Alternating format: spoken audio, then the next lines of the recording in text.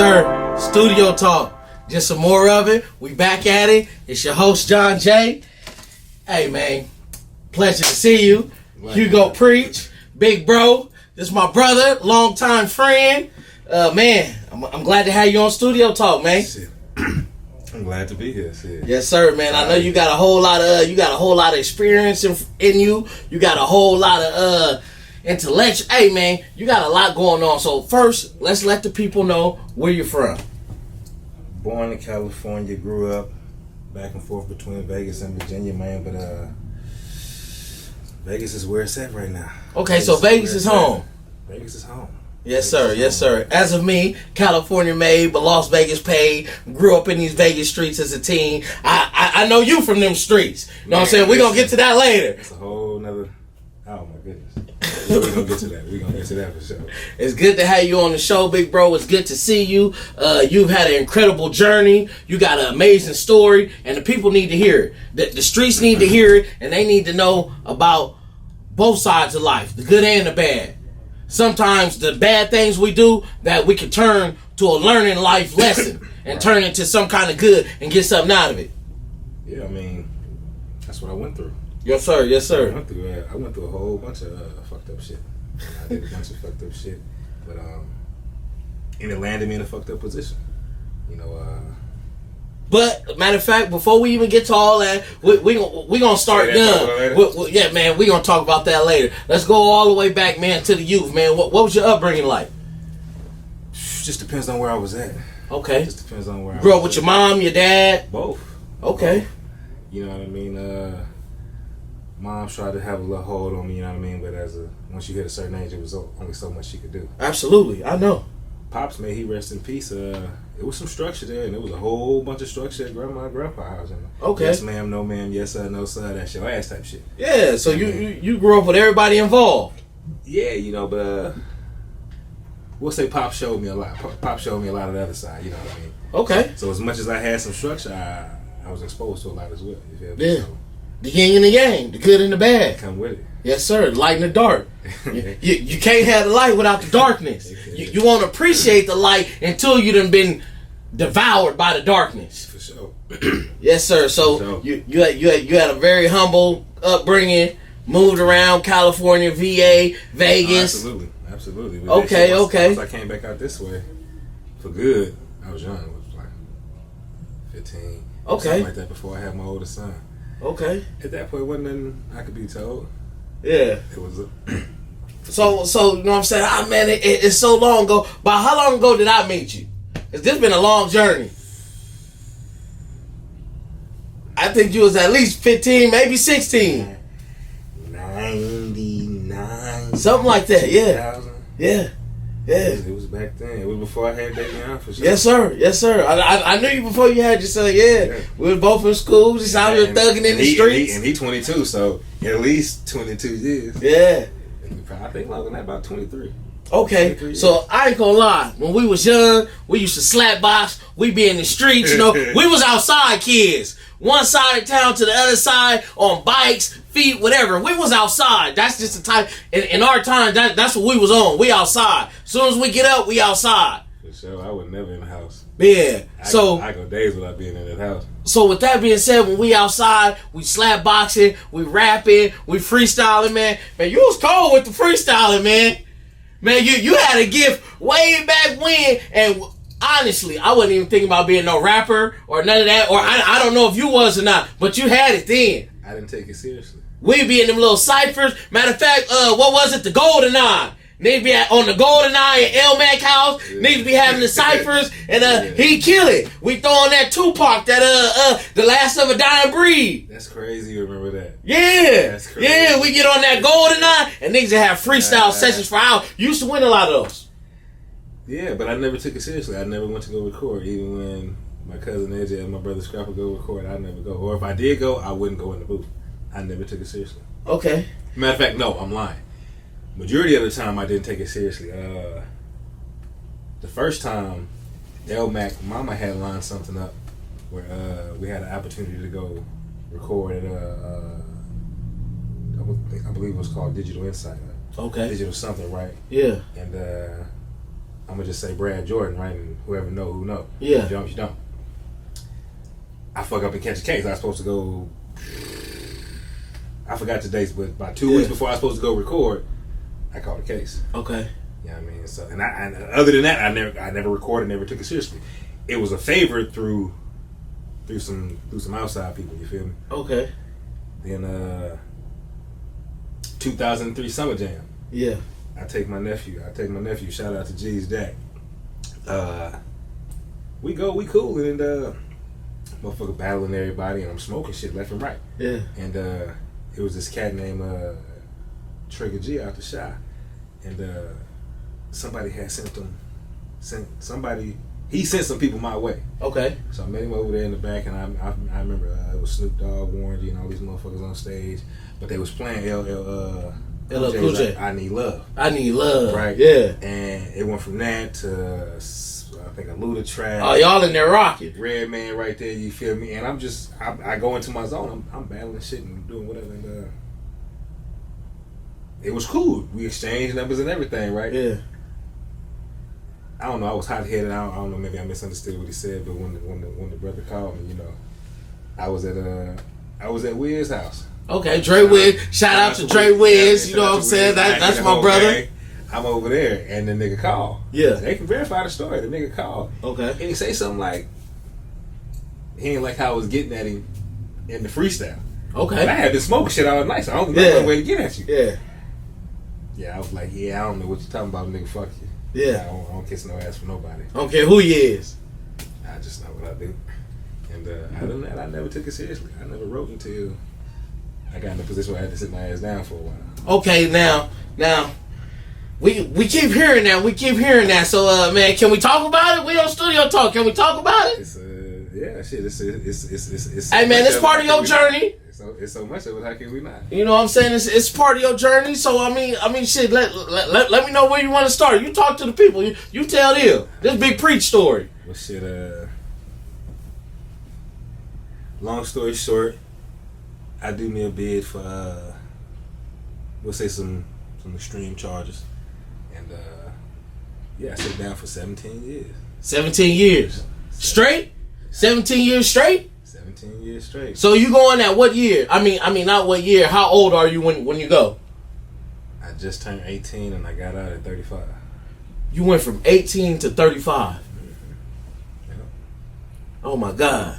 So at 18 years old, you're in prison, you on the yard, full blown killers, and you this young man that never been there. Yeah, that was my first time for sure. Okay. I catch the case.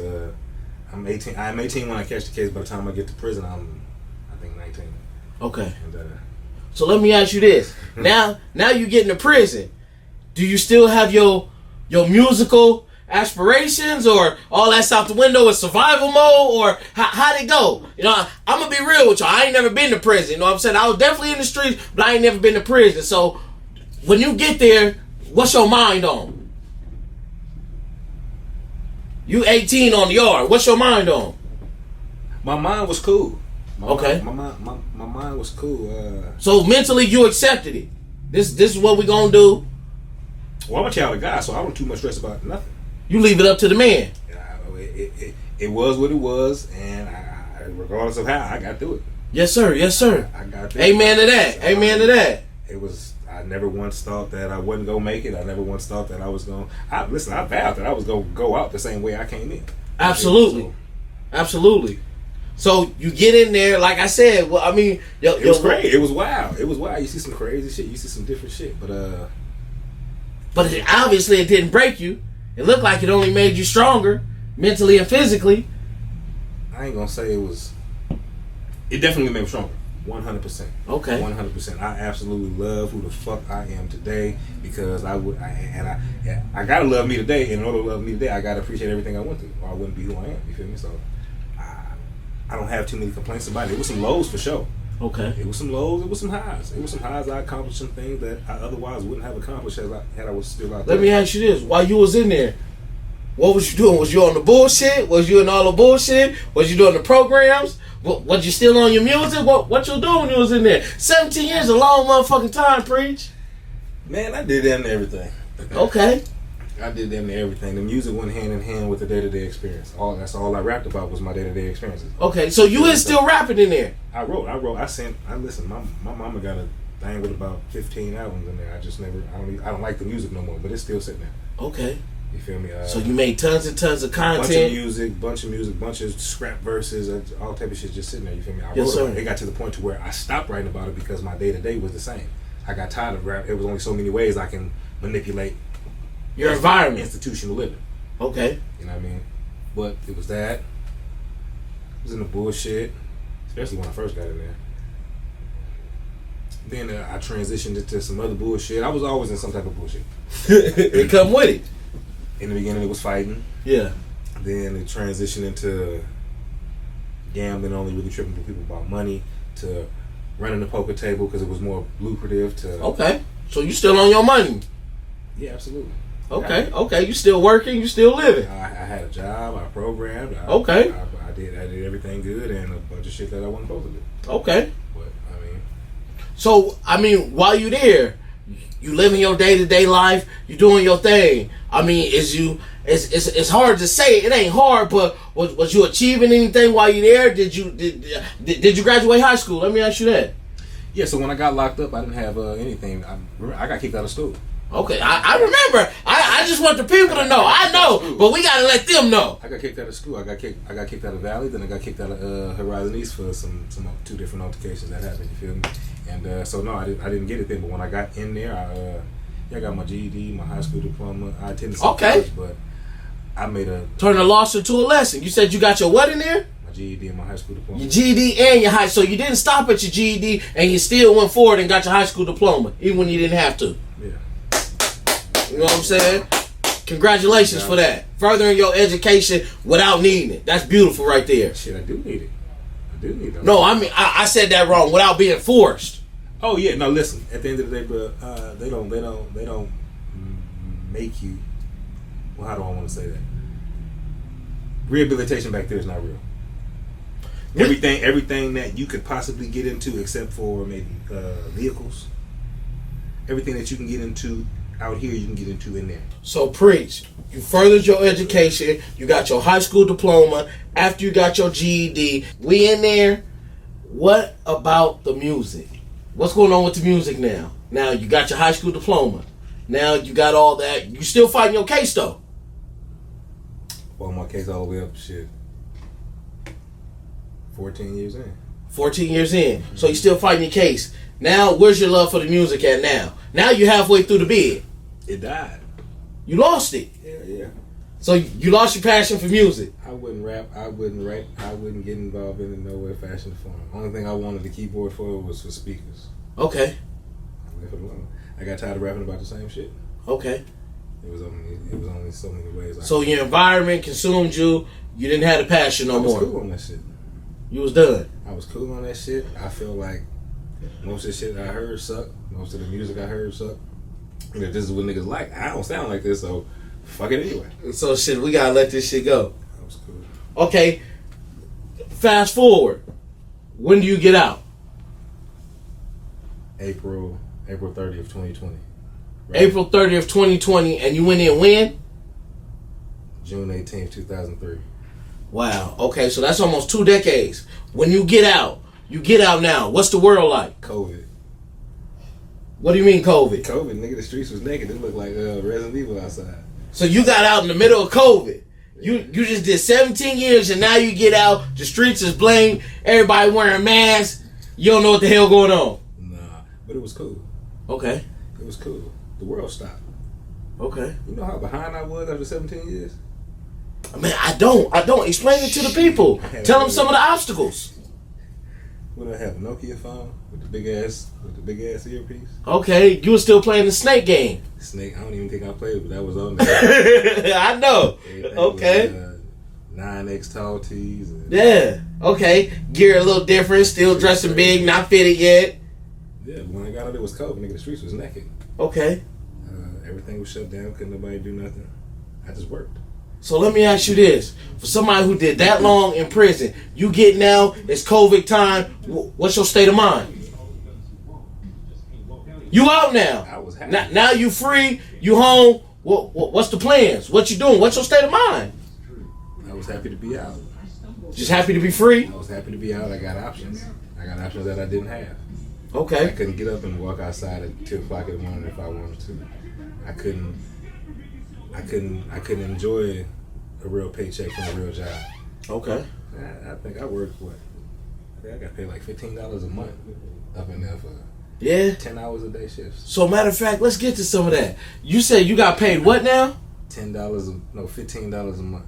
For all you youth who you want to go to prison and you think it's hard and it's a badge of honor, it's modern day slavery. They turn you into a dollar sign and a number. It's not what they taught you that it was. You're not hard because you went to prison. You really slavery. break it down a little more. So you made $15 a month. You're a piece of property for sure. And what are you doing? What kind of labor they got you doing? You can pick anything. You can be working in kitchen, yard labor, education. Ain't too many jobs that pay too much. Yeah, so you getting pennies on the dollar. Prison industry makes all the cards for the casinos. Okay. At best, they getting $65 a month from $1 million companies. For a whole month, you getting a $65 check. And that's if you don't owe nothing. You owe restitution.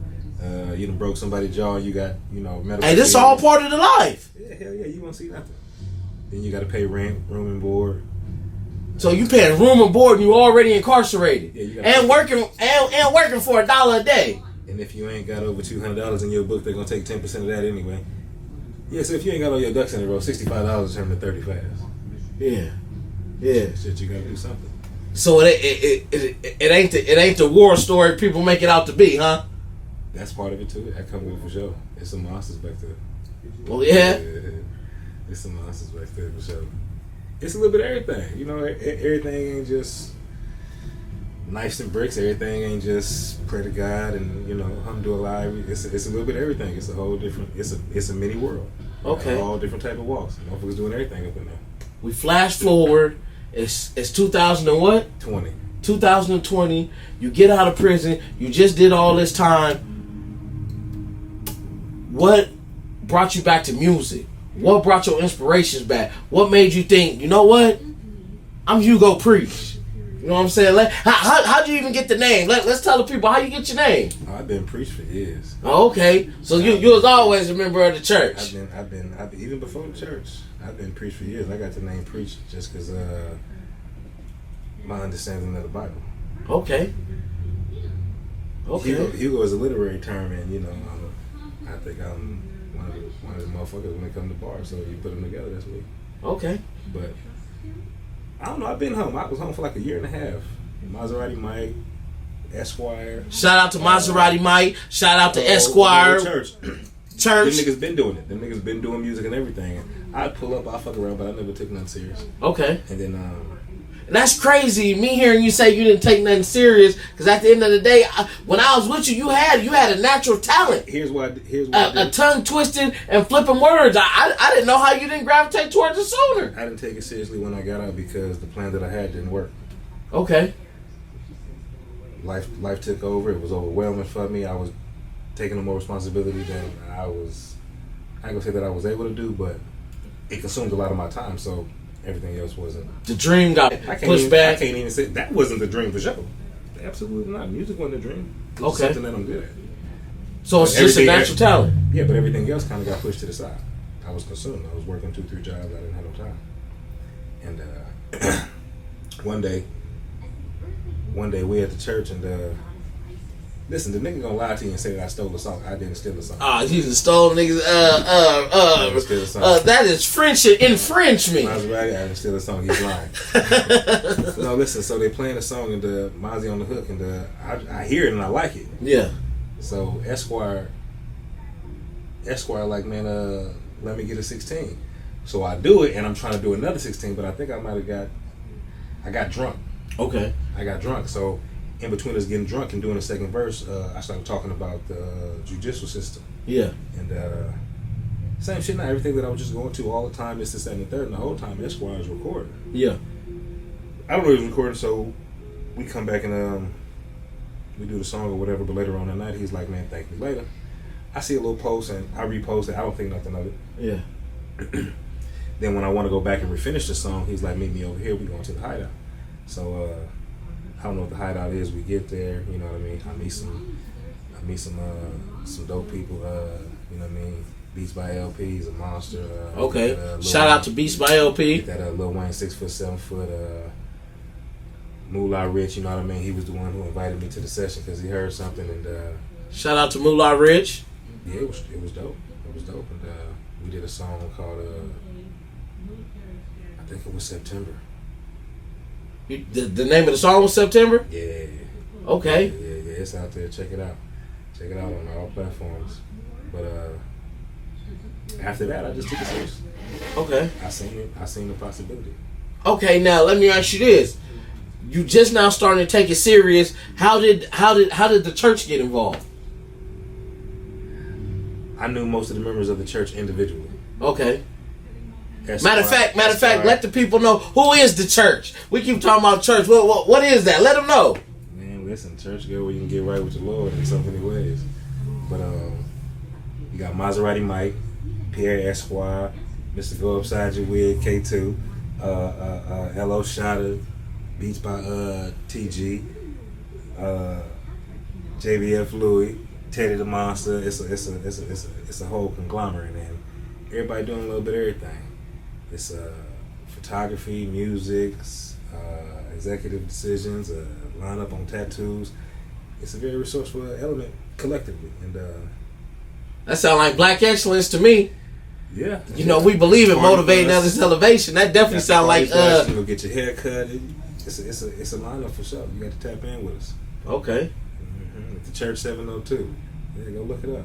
Hey man, check it out. Y'all, the music on all platforms as well. Absolutely. Okay. Absolutely. Esquire got something coming. Oh man, I want to say in like 2 weeks on the 17th. Let me double check that though. Okay. Matter of fact, I had heard a song with you and Esquire. We was playing it earlier. What was the name of that song? The one you had just had the video playing. It had the screen up, but it said Esquire on the name. Oh no, that's my that's a single that's about to get re-released. Hugo, that's my first single. Oh man, my bad. So that's Hugo. Yeah, that's my first single for sure. Okay. Yeah, I didn't. It went out prematurely. Okay, let me ask you this: where's the inspiration of Hugo come from? That song, since you say that's the single, that's how you drop it. What made you want to put that out? Where was you at in your head?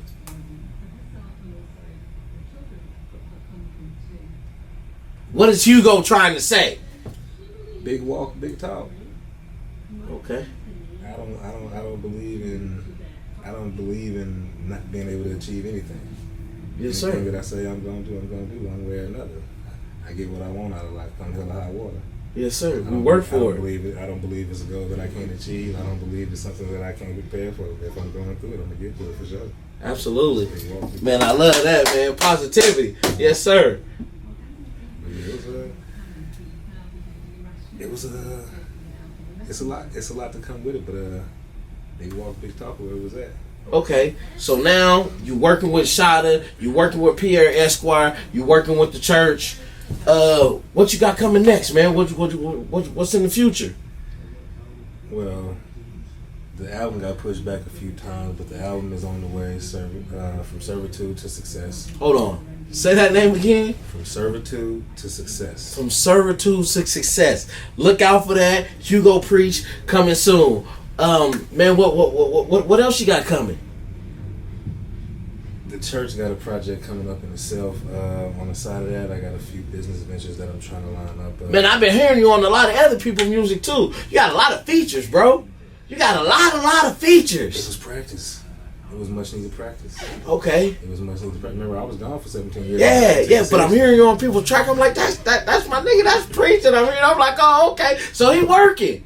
No, listen. It's a lot of working going on for sure. It's been a minor setback, but it's some working going on for sure. Like I said, the album's about 80% done. Okay. The next single that's coming out, Midas Touch. The Midas Touch. Hey, we turning everything gold. You know we like gold around here. We turning everything gold. Everything turned to gold. This on the way for sure. That motherfucker's a monster. The Midas Touch. I like that. That motherfucker's a monster, man. The whole project is a body of art.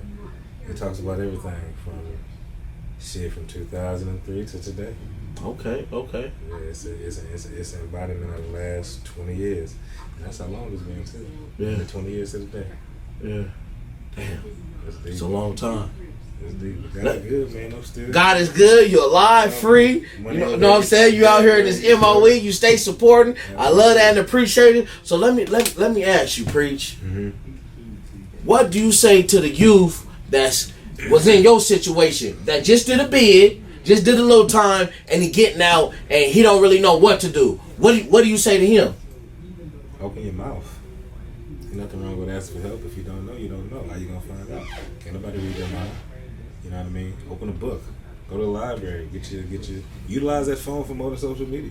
You feel me? Start looking up some shit. That's the only way you're gonna know. The more information you get, the more options you got. You know? Hey man, information is power, and sometimes it's priceless. Man, listen. That's my whole. That's ultimately what I want my legacy to be about. Is a nonprofit. Okay, let the people know. It's a nonprofit called Change. Change. It's an acronym for Children Have Always Needed Great Examples. You know what I mean? Hey, that's beautiful right there. Where you provide, it's where we're gonna provide options. Like so many kids, including myself, so many kids don't know what they can be because they don't have too many options. All they know is what they see. All they know is what they talk. Absolutely. You know what I mean? And if you're young, you don't got nobody forcing information on you, forcing a different perspective on life on you. All you gonna see is what you know. And if all you know is bullshit, what else you gonna be on? Man, Little dirty niggas grow to be little dirty men. Absolutely. But, so where'd you even get that from? Change. Oh man, when I grew up in prison. Yeah. Yeah. When I grew up, and I grew up when I realized I was going home. Okay. So you did all that time. I read books, a bunch of self-help books. Took classes, every certificate you could possibly get as far as mental health, anger management, AVP. The whole nine. I took all that shit, and it helped me finesse more. Okay. These self-help books, I read them for certain reasons, so I gained what I wanted to gain out of these self-help books. You achieved something. You had a goal and you accomplished it. But until I decided to change, I read these books for different reasons. Okay. You feel what I'm saying? Like The Art of Seduction. I read it so I can find different ways to seduce something. You feel me? Absolutely. I never got caught for anything in prison other than compromising staff. Okay. I read these books. It wasn't until I realized I was about to go home that it changed your state of mind. I was like, shit, nigga, okay, boom, they really finna let you out.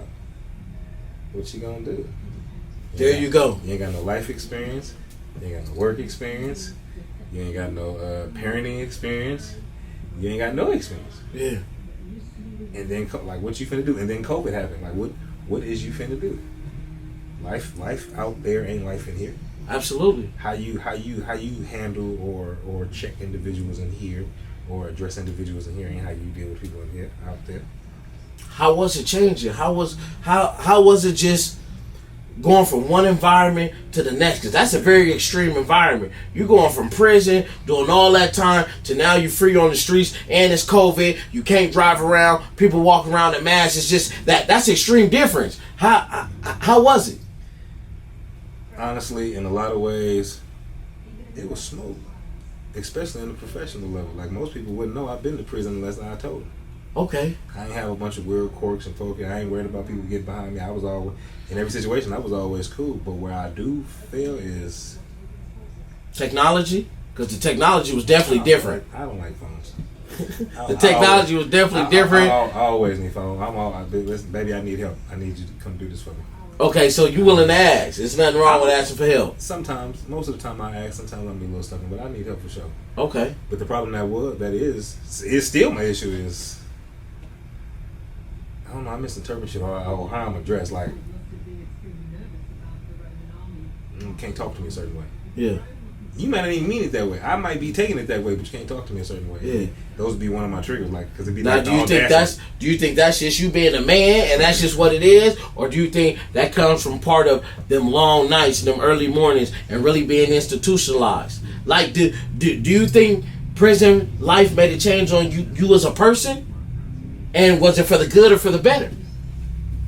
Honest answer. We're in studio talk. Let's talk that shit. Let's be honest. I'm trying to make sure I understand the question before I answer, but I want to say yeah. I want to say yeah because it's regardless of what I was doing, it was still morals and principles. It's certain shit that I'm not gonna do. Absolutely. It's certain shit that I'm not gonna put nobody in. You feel me? Certain I'm just like I'm not finna steal. I'm not finna do no telling or no ratting. I'm not finna, you know what I mean, do no finger pointing, no dry snitching. So really going to prison just enhanced how you was already feeling anyway. Right, but even deeper than that, I'm not gonna snake you. I'm gonna talk behind your back. I'm not finna try to. You still stood on old principles. Yeah. It was still certain. A man's word is his word. Right. It was still certain shit that you just not gonna do. However, the environment was, you know what I mean. If it's up there, you play for keeps. How do you go from that to being an artist in the real world? People saying things you don't like. People having attitudes doing you don't like. People having opinions. It's this the real world. How do you go from that environment to this one? Once I found out I was going home, I started falling back from shit. Okay. I started looking at things differently. You know what I mean? I started really focusing on changing myself and try to get something under my belt. Because I'm finna go somewhere I ain't been in 17 years. Absolutely. You feel me? So I stayed out of the way. Absolutely. So I didn't encounter as many situations. You feel me? I stayed out of the way, and it was respected that that's what it was on, and I'm getting this opportunity to go home after this much time. So I avoided a lot of shit. Then when I got out to the world being shut down. So where a lot of people got out with the world spinning like this, and they ain't never been in there, and they just got to land and catch up. Yeah. I got out when the world stopped. So it's nice and smooth. I was allowed to gradually get back into the way of life with everybody else at the same time. So that almost was a blessing for you. So it didn't. I didn't feel that much pressure. Yeah. I didn't feel the pressure if I just dropped down. You eased into the water. The river wasn't flowing fast. It was nice and smooth. You got right on in. It's still rough though. Don't get me wrong. Life's got its ebbs and flows for sure. It's still hectic. Yeah, but I'm outside. Hey, you outside. You blessed. You alive. You're free. You're a growing artist. And yeah, man, you got projects coming, man. Matter of fact, I think MOE is doing a summer bash on the 29th. I think I'm gonna sit down with Esquire and see if I can get the church in the building, man. See if I get you on. Matter of fact, I want to ask you. I want you, Esquire, Maserati Mike. You know what I'm saying? It'd be an honor if I get the whole church in the building and we come just shut it down on Studio Talk. Man. Just the whole family come in and get it popping. Say when it's up, we coming. Okay. The whole church, we up in here. It's gonna be enough of us to where we gonna have to move this one out. Hey, that's what I'm talking about, man. Because it's really a family thing, man. Absolutely. The money over everything organization, man. It's an empire. It's a family. It's not just a clothing line and a label. It's a mindset and a way of life, man. I love it, man. Listen, since my second week out, you've been one of the biggest motivations ever. It seemed like every 6 months I watch you elevate to a new height. We working. I watch you accomplish a new goal. It seems like every 6 months you hit me with a new move, a new. Hey, manifesting our economics. A new height. I'm proud of you. Hey man, we gotta manifest this bag. I love to see it. You feel me? And it ain't to say that everything is, smooth. Life happens to everybody. Absolutely. Shit, you feel me? But I keep fighting. I ain't got no choice. We're gonna hustle and we're gonna motivate. Let's go. Let's get to it. Yes, sir. So man, hey, where can the people reach you? Man, listen, you can reach me at the only Hugo Preach. You can go to Spotify, check me out. You know what I mean? And just be patient. The album coming soon. It will be on all platforms for sure. Man, music coming on all platforms. We gonna get the church. He said we getting the church back in here. We have PS Esquire. So hey, Esquire, K2, LO Shotter, JBF, Louis, the whole squad is coming. Teddy the Monster, we all pull it up. Hey, church is coming back to Studio Talk. This was Hugo Preach. Y'all gonna see a lot more of him. Listen out for his music. Post, like, share, comment. And, you know, he always stay drip, but we got to give some more of this MOE gear, man. You know what I'm saying? That's for my big brother, man. It's been a great show. Y'all gonna see a lot more of him. Post, like, share. MOEUNC channel. YouTube. We out of here. Gray, white, pink backs, blue faces, bad bitches, take 5, 6'5", 260, big nigga, move swiftly, you shifty, now I'm at